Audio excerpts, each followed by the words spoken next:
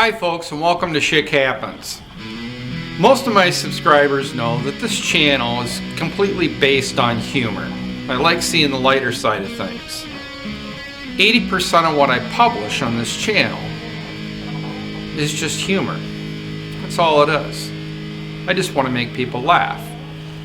Sure, there's some woodworking videos, and I have Ohio Country Life vlogs, usually once a week. But in this episode, I want to talk a little bit about the current situation our country is in. Now, I'm not going to continue on in this video and pretend to be something I'm not, or profess to everyone that I'm an expert on this or that. I'm certainly no expert in anything. I don't even think I'm a jack of all trades. But I do want to share just my thoughts on this whole situation and what maybe some people should think about getting a little bit more prepared than what I'm seeing at the stores and in the media and on TV. It just has me scratching my head. One of those things that have me scratching my head is the paper products, plasticware, paper plates, and toilet paper. Obviously, that's the butt of all jokes right now. No pun intended. But why toilet paper? Why paper plates? You would think when you'd go to the store, if there was going to be an emergency or a shutdown or a really bad situation coming down the pike, you'd see shopping carts full of food. It was all paper products. Toilet paper was the top of the list. Now, the way I think is, what can I have at our place that's going to last a long time to keep the wife and I sustained? If they shut down where I work and we were isolated to our house for 2 weeks, 3 weeks, 4 weeks, or even longer, I want to be stocked up with the bare necessities to keep us going to survive. Toilet paper is not at the top of that list. Non-perishable goods are. But I want to take that a step further. Now, while having canned goods is a must, I think, in being prepared, they last many years past the shelf life that's stamped on them. And it's always a good idea to have canned goods. Vegetables, meat, tuna, fish, it doesn't matter. That's a good place to start. But then I think about what happens when you run out of those canned goods. What are you going to do then? So that brings me back to the basic necessities. Way back, going back 100, 200 years. What do you need to make a meal? A simple meal to survive. Obviously, you need salt, and you need flour, maybe some sugar, seasoning. To me, those are basic staples that you would need if you run out of food to at least make something to keep you going. And I didn't see any of that stuff in people's shopping carts. None of it. And while I've never claimed to be a 5-star chef and never went to a culinary school of any kind, I've enjoyed cooking since I was 15 or 16 years old. Just something I like to do. And I've gotten pretty creative with some basic ingredients in the kitchen, especially when I first started out on my own when I was 18, 19 years old. But again, when the wife and I were in town not too long ago, watching the frenzy at some of these stores and seeing what was in their shopping carts, I just kind of had to shake my head. Just a little bit. This one person had a whole cart full of frozen pizzas. I mean, I like pizza, but this was ridiculous.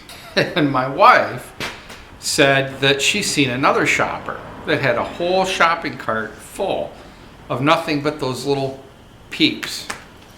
Some kind of marshmallow candy. A whole shopping cart full. Peeps. Why? Now, while I do want to keep this video serious, I do want to share a quick story with you. I like frozen pizzas. It's one of my go-to last-minute meals when we don't have supper planned, or dinner, or whatever you call it. And a few months ago, I went down one of the frozen pizza aisles and picked up I think it was a Jack's Tombstone, I'm not sure, but it was a cheeseburger frozen pizza, just to try it. I bought 2 of them. And shortly thereafter, I cooked one. I couldn't stand it. It was bad. Just me. Fast forward to the other day, when I was going through the frozen food section, and all the pizzas were gone, completely wiped out, except at the very end, there was 3 full cases of cheeseburger pizzas. I just had to laugh. I thought that was funny. But back on a serious note, if I can give a couple recommendations, maybe buy a dehydrator. There's a lot of things you can do with that, especially with meat in the freezer. And that'll extend the shelf life of a lot of things for a long time. Also, maybe look into getting a pressure canner. I was talking to the wife about this the other day. If for some reason the power goes out for an extended period of time, we have many freezers full of meat. But if we can can those, pressure cook those, we've just extended the shelf life of everything we have for years. Grab some cookbooks. Seriously. If you don't have a bunch of cookbooks, pick some up. Home remedy books that you can use with basic supplies in the house for medicinal purposes, headaches, stomach aches, fever, whatever. Those are some good books to have on hand. I've used them before. If you do have freezer space and milk is a necessity in your house, and the stores locally have milk, buy a few extra gallon. Take them home, dump a little bit out, put the cap back on, and put them in the freezer. For years, when milk goes on sale, the wife and I have froze milk. I've taken it out 3-4 months later, let it thaw in the fridge for a few days. It tastes the same. If you can get eggs, I believe if you do a little bit of research, you can take eggs from the store and you can coat them with mineral oil. And they'll last for months without even being refrigerated.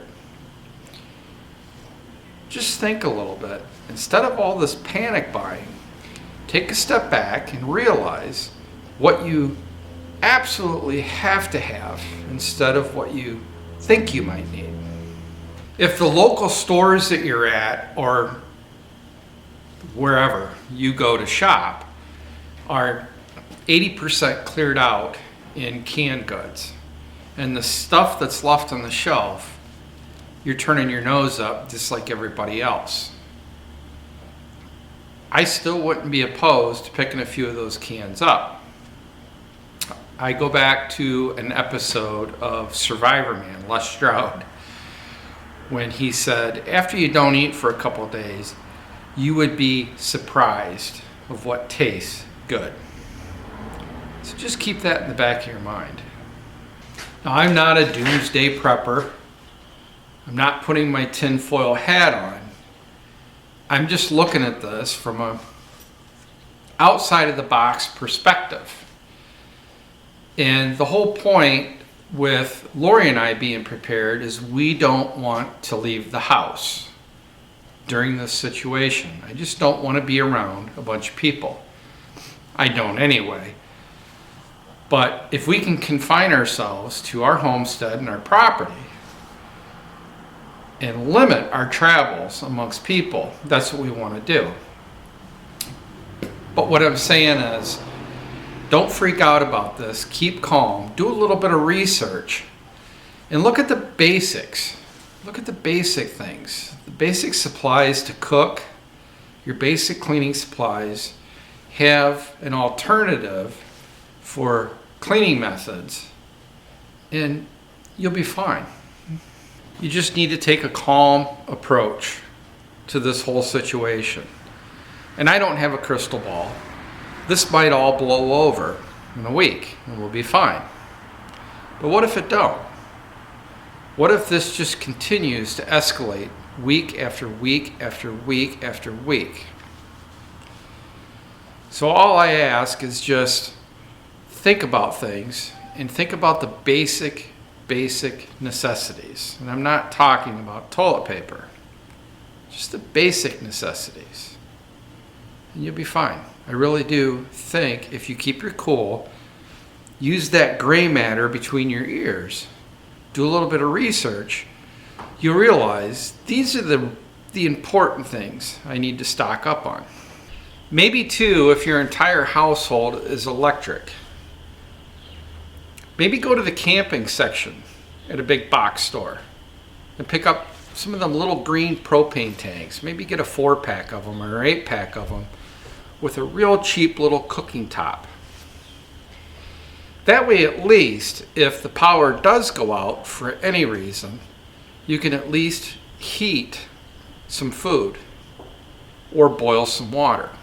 Maybe instead of grabbing up the last 2 packs of paper towels that are on the shelf, buy a few candles. Maybe instead of dumping $30 or $40 on paper plates, plastic forks, spoons, knives, and napkins, spend that $40 on some flour, sugar, salt, a cookbook, maybe a couple containers of yeast, a little bit of seasoning. Maybe instead of buying 15-gallon of ice cream and a bunch of candy, get a dehydrator, get a pressure cooker, and a book on how to use them. Well, I've rambled on for quite some time, and I know there's millions of videos out there right now covering all this. Do this, do that. All I'm asking is keep a cool head. I hope we just fly through this very soon, get over it, and get back on our feet and just take this as a learning lesson. I really think that this wakes a few people up, or I'm hoping. Thanks for hanging in there for this long video and joining me here at Schick Happens. The whole purpose of this video is just for people to think about things. Think about the important things and to be mindful of being prepared and not get too worked up over too much that you have no control over. And don't buy into the frenzy. Do what you need to do, but be prepared. Think about things. Think about the important things. Think about what you need to get through this in a very calm, objective, thoughtful manner.